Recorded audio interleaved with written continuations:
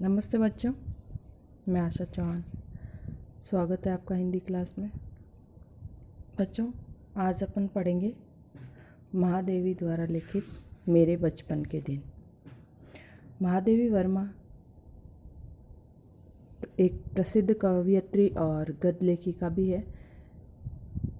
महादेवी वर्मा का जन्म सन 1907 में उत्तर प्रदेश के फारुखाबाद शहर में हुआ। उनकी शिक्षा दीक्षा प्रयाग में हुई। प्रयाग महिला विद्यापीठ में प्राचार्य पद पर लंबे समय तक कार्य करते हुए उन्होंने लड़कियों की शिक्षा के लिए काफ़ी प्रयत्न किए। उनका देहांत सन 1987 में हुआ।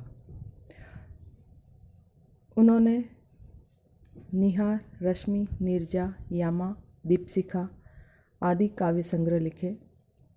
कविता के साथ साथ उन्होंने गद्य रचनाएँ भी की, जिसमें अतीत के चलचित्र, स्मृति की रेखाएं, पथ के साथी, श्रृंखला की कड़ियाँ आदि महत्वपूर्ण हैं। इनको साहित्य अकादमी और ज्ञानपीठ पुरस्कार से भी सम्मानित किया गया।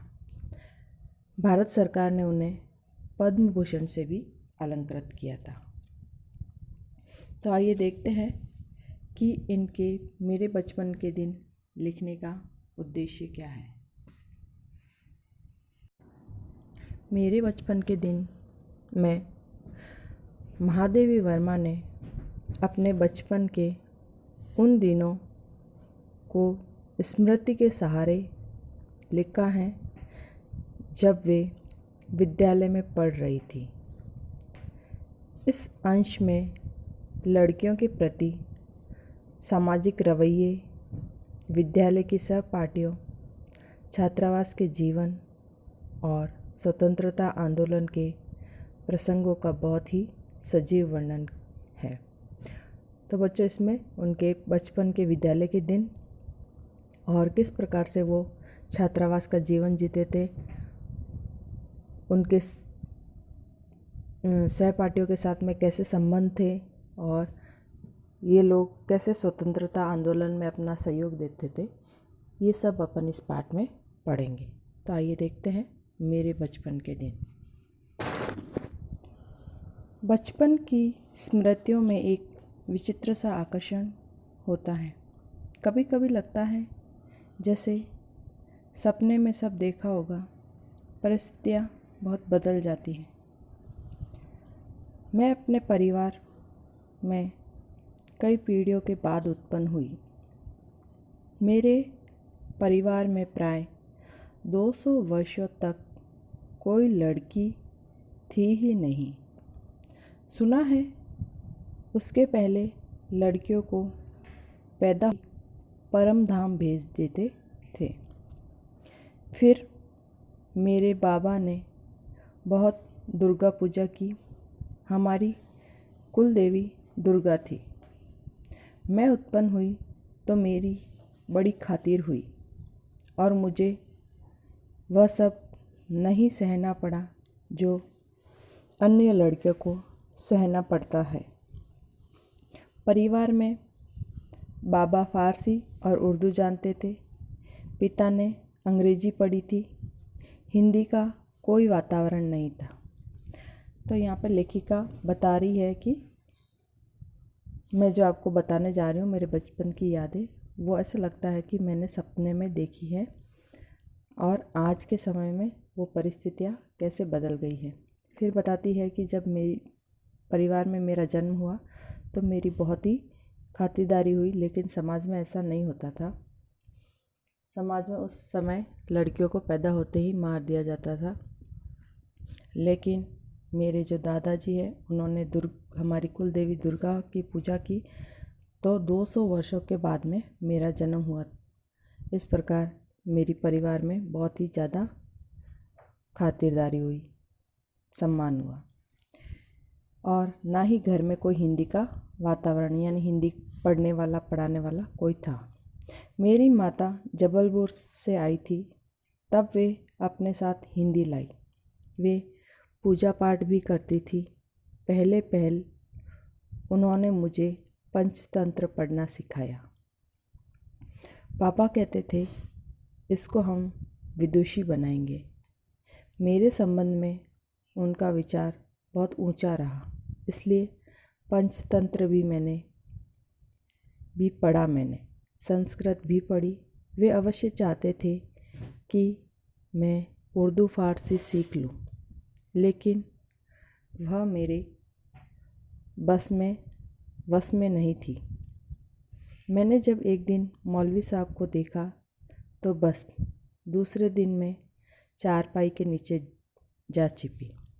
तब पंडित जी आए संस्कृत पढ़ाने। माँ थोड़ी संस्कृत जानती थी, गीता में उन्हें विशेष रुचि थी। पूजा पाठ के समय मैं भी बैठ जाती थी और संस्कृत सुनती थी। उसके उपरांत उन्होंने मिशन स्कूल में रख दिया मुझे। मिशन स्कूल का वातावरण दूसरा था, प्रार्थना दूसरी थी, मेरा मन नहीं लगा। लेखिका यहाँ पे बता रही है कि परिवार में हिंदी का कोई वातावरण नहीं था, लेकिन माँ जो है वो शादी करके आई तब अपने साथ में हिंदी मतलब वो हिंदी जानती थी और उन्होंने पंचतंत्र पढ़ने के लिए दिया मुझे। इस प्रकार से उन्होंने हिंदी और संस्कृत जो है वो परिवार से सीखी और उर्दू फारसी भी उनके परिवार वाले चाहते थे कि वो जाने इसके बारे में, लेकिन जब मौलवी साहब उनको पढ़ाने आए तो वो अब चारपाई के नीचे जा छिपती थी। उसके बाद में लेखिका को एक मिशनरी स्कूल में भेज दिया गया, लेकिन लेखिका कहती है कि मेरा मन वहाँ पे नहीं लगा। मेरा मन नहीं लगा, वहाँ जाना बंद कर दिया। जाने में रोने धोने लगी। तब उन्होंने मुझे क्रॉसफिट गर्ल्स कॉलेज में भेज दिया, जहाँ मैं 5वें दर्जे में भर्ती हुई। वहाँ का वातावरण बहुत अच्छा था उस समय। हिंदू लड़कियाँ भी थी, ईसाई लड़कियाँ भी थी। हम लोगों का एक ही मेस था। उस मेस में प्याज तक नहीं बनता था। इस प्रकार लेखिका बताती है कि मेरा मन जब मिशनरी स्कूल में नहीं लगा तो उनको दूसरी जगह गर्ल्स कॉलेज क्रॉसफिट में एडमिशन करवाया गया 5वीं क्लास में। उस समय वहाँ का वातावरण जो बहुत ही अच्छा था, सारे धर्म की लड़कियाँ वहाँ पे पढ़ती थी, हिंदू, ईसाई, मुस्लिम। लेकिन वहाँ पे जो है मेस में प्याज तक नहीं बनता था और सब धर्म का एक ही मेस था। मेस का अर्थ है जहाँ पे खाना बनता है। तो आगे देखते हैं।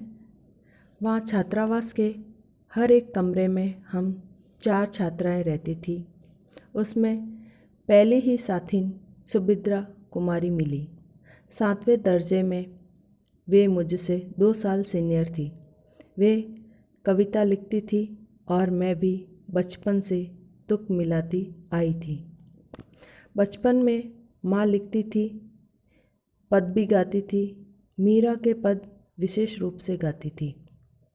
सवेरे जागिए कृपा निदान पंछी बन बोले, यही सुना जाता था। प्रभाती गाती थी। शाम को मीरा का कोई पद गाती थी। सुनकर मैंने भी ब्रज भाषा में लिखना आरंभ किया। यहाँ आकर देखा कि सुभद्रा कुमारी जी खड़ी बोली में लिखती थी। मैं भी वैसा ही लिखने लगी, लेकिन सुभद्रा जी बड़ी थी, प्रतिष्ठित हो चुकी थी, उनसे छिपा छिपा कर लिखती थी। तो बच्चों, यहाँ पे लेखिका बता रही है कि छात्रावास में एक ही कमरे में 4 छात्राओं को रहना पड़ता था और वहाँ पे जाते ही उनको सबसे पहली जो सहेली मिली उनकी, वो सुभद्रा कुमारी चौहान थी, जिन्होंने लिखा था झांसी की रानी वाली कविताएं लिखी, जो आपने छोटी क्लासेस में पढ़ रखी है।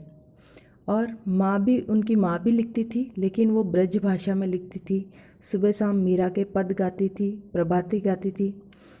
और जो कि सुभद्रा कुमारी जी अभी तक बड़ी थी, उनसे 2 क्लास आगे पढ़ती थी, तो वो बहुत ज़्यादा प्रतिष्ठित हो चुकी थी।